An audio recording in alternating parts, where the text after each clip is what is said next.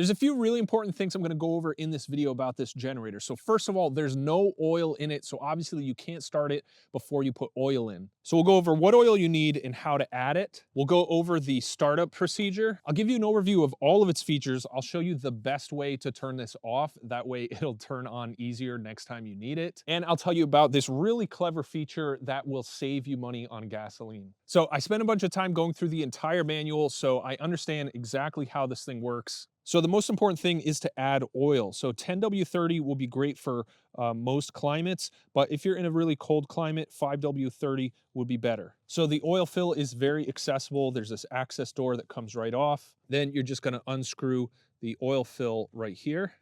This is also how you check the oil level. So right when you unbox it, this dipstick's gonna be completely dry. So you definitely need to make sure you're adding oil before you start it. They do provide a funnel in the box to make it easier to fill. You just gotta be careful not to overfill it as you're going through the tube here.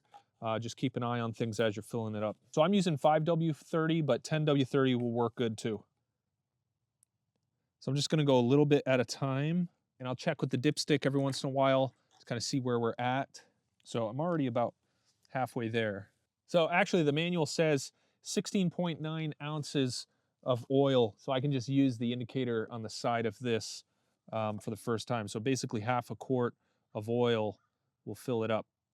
All right, so let's go ahead and check it. Yep, it's full. So now we'll go ahead and tighten the dipstick, seal that up nice and finger tight. And I'll put the oil fill cover back on. All right, next we'll fill with gasoline.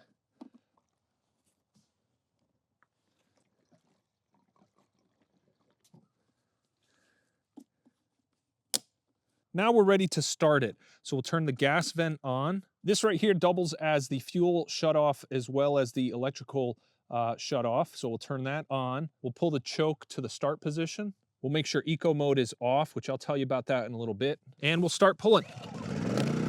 One pull, started right up.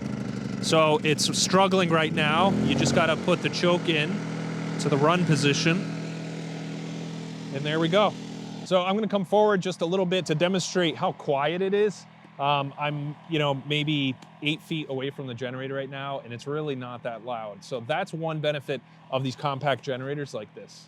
Now you've got some LED indicators right here. Obviously green means it's running.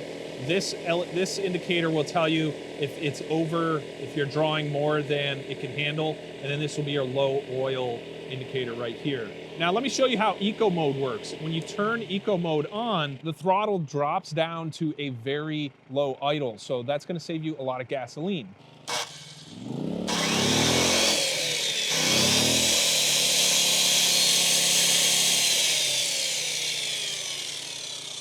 So eco mode seems to struggle with high startup loads.